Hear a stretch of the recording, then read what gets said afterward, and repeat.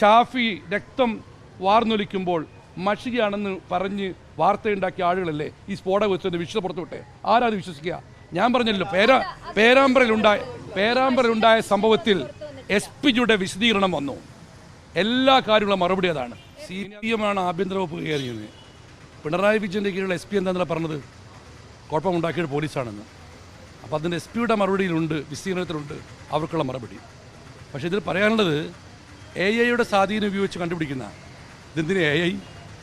അപ്പോൾ AI സംവിധാനം ഇല്ലായിരുന്നെങ്കിൽ ഈ ക്രൂരകൃത്യം ചെയ്ത പ്രതികളെ കണ്ടുപിടിക്കില്ലായിരുന്നോ? AI-യുടെ ഒന്നും ആവശ്യമില്ല.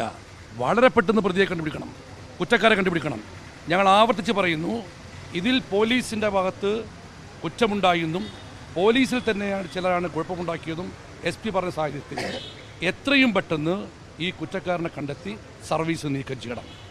മാത്രവുമല്ല, അങ്ങനെ ഒരു ഉദ്യോഗസ്ഥൻ ചെയ്തിട്ടുണ്ടെങ്കിൽ ലാത്തി ചാർജിനോ മറ്റു നടപടികൾക്കോ ഉത്തരവിടാത്ത സാഹചര്യത്തിൽ ഒരു പോലീസുകാരനോ പോലീസ് ഉദ്യോഗസ്ഥനോ പോലീസ് ഓഫീസറോ അങ്ങനെ ഒരു ശ്രമം നടത്തിയിട്ടുണ്ടെങ്കിൽ, കുറ്റം ചെയ്തിട്ടുണ്ടെങ്കിൽ അതിന് പിന്നിൽ കോൺസ്പിറൻസി ഉണ്ടാവും.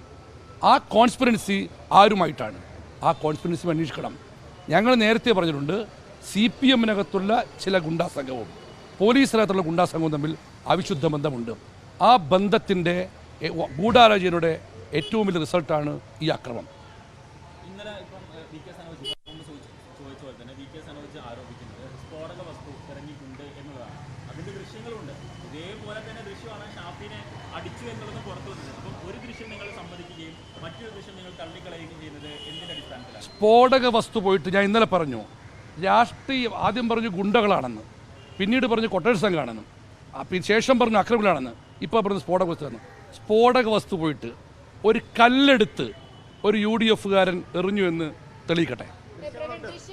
അല്ല, ഞാൻ ചോദിക്കട്ടെ, അങ്ങനെ ഞാൻ പറയട്ടെ, അല്ല ഒരു ദൃശ്യത്തിലുമില്ല എന്ന് മാത്രമല്ല, കേട്ടോളൂ, ഞാൻ ചോദിക്കട്ടെ, ഷാഫി രക്തം വാർന്നൊലിക്കുമ്പോൾ മഷികയാണെന്ന് പറഞ്ഞ് വാർത്തയുണ്ടാക്കിയ ആളുകളല്ലേ ഈ സ്ഫോടകം വെച്ചത് വിശ്വ പുറത്തു വിട്ടെ?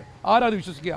ഞാൻ പറഞ്ഞല്ലോ, പേരാമ്പ്രയിലുണ്ടായ സംഭവത്തിൽ SP-യുടെ വിശദീകരണം വന്നു. എല്ലാ കാര്യങ്ങളും മറുപടി അതാണ്. ഇനി അതിൻ്റെ മുകളിൽ അതെ ലാത്തി ചാർജ് നടന്നില്ലെങ്കിൽ പോലീസ് അക്രമം കണ്ടെന്ന് SP പറഞ്ഞല്ലോ. അല്ലല്ല, എന്തോ ആവട്ടെ, ഞങ്ങളെ സംബന്ധിച്ച് ലാത്തി ചാർജ് ആയാലും അക്രമമായാലും MP-യുടെ മൂക്കിനടിയിട്ട് എല്ല് പൊട്ടി. ഞങ്ങളുടെ സമരത്തെ തടഞ്ഞു, സമരത്തെ ആക്രമിക്കാൻ നോക്കി. അത് കുറ്റക്കാരനെന്ന് പോലീസാണെന്ന് SP തന്നെ സമ്മതിച്ചു. ആ സാഹചര്യത്തിൽ MP ആക്രമിച്ച പോലീസ് ഉദ്യോഗസ്ഥനെ അടിയന്തരമായി കണ്ടെത്തി അവൻ്റെ പേരിൽ നടപടിയെടുക്കണം. അതിന് AI-ൻ്റെ ഒന്നും ആവശ്യമില്ലെന്നാണ് വിശദീകരണം.